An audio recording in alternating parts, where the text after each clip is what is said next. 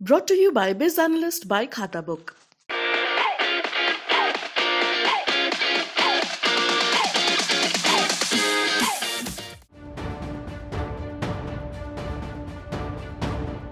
हिंदुत्व की राजनीति के बीच बीजेपी आजकल मुस्लिम वोट बैंक को लेकर भी खासी एक्टिव है। इसका सबसे बड़ा कारण है कि मुस्लिम वोटर का एक तबका अब बीजेपी की ओर जा रहा है। इंडिया टुडे माई एक्सेस के पोस्ट पोल सर्वे के मुताबिक 2022 विधानसभा चुनाव में 8% मुसलमान मतदाताओं ने बीजेपी को वोट किया है और शायद यही वजह है कि बीजेपी आलाकमान ने मुस्लिम वोट बैंक में अपनी पैठ बढ़ाने की ठानी है।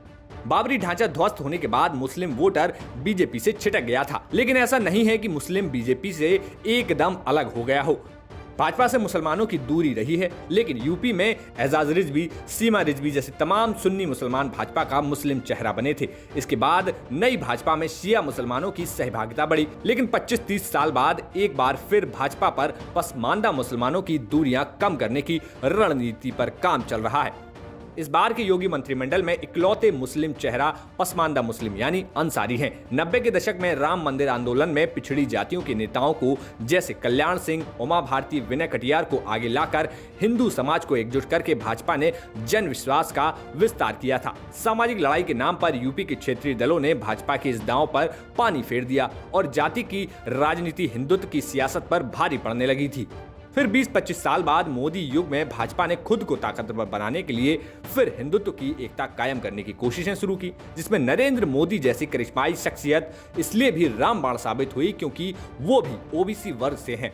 मोदी के लिए ब्राह्मण, क्षत्रिय, वैश्य, कायस्थ बीजेपी के कोर वोटर के तौर पर पहचाने जाते हैं। भाजपा ने पिछड़ी जातियों को अहमियत देकर सफलता हासिल करने का जो सिलसिला शुरू किया था वो 2022 विधानसभा चुनाव में भी कायम है।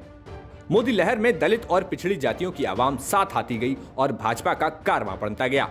उधर मुसलमानों का शिया वर्ग अटल से मोदी तक पहले ही कुछ नरम था और अब जब यूपी में योगी सरकार रिपीट होकर 4.25 दशक का रिकॉर्ड बनाकर इतिहास रचने में कामयाब हो गई है तो अभी भी जनाधार बढ़ाने के प्रयास थमे नहीं हैं। अब पार्टी ने 2024 में मोदी सरकार रिपीट करने का लक्ष्य पूरा करने के लिए जाटव समाज की रही सही दूरियों को नजदीकियों में बदलने की कोशिशें तेज कर दी हैं। योगी मंत्रिमंडल 2 में खूब सारे पिछड़ों के साथ दलित, जाटवों और पश्चिमी उत्तर प्रदेश की जाट बिरादरी को दिल खोलकर शामिल किया गया है। मुसलमानों के सुन्नी समाज खासकर पिछड़े सुन्नियों से फासला कम करने के लिए इस बार योगी मंत्रिमंडल में शिया मोहसिन रजा को हटाकर मुस्लिम समाज की पिछड़ी जाति से ताल्लुक रखने वाले नौजवान दानिश अंसारी को मंत्री बनाया गया है।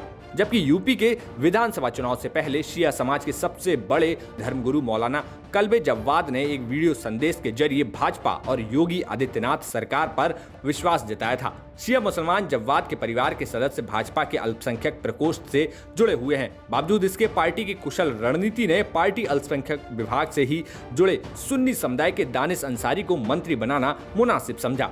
इसका मतलब साफ है कि पार्टी अपने कट्टर हिंदुत्व वाली छवि को बदलना चाहती है और मुस्लिम समुदाय को साथ जोड़कर 2024 फतह करने की रणनीति तैयार कर रही है। ब्यूरो रिपोर्ट, यूपी तक।